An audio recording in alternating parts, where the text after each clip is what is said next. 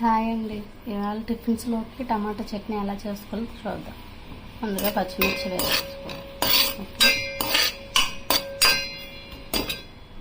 పచ్చిమిర్చి పక్కన పెట్టేసుకొని ఒక పెద్ద ఉల్లిపాయ తీసుకొని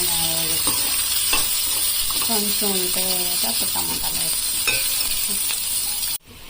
ఇప్పుడు ఉల్లిపాయ కొంచెం వేగిపోయింది, టమాటాలు యాడ్ చేసుకోవాలి.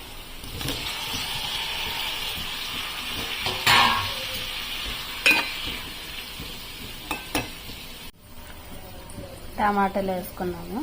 చిన్న అల్లం ముక్క, 4 ఎల్లుల్లిపాయ రెమ్మలు వేసుకోవాలి.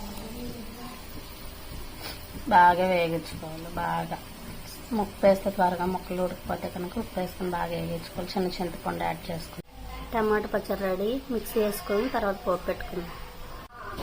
చట్నీ పోపు పెట్టుకుందాం. ఆవాలు, జీలకర్ర, ఎండుమిర్చి,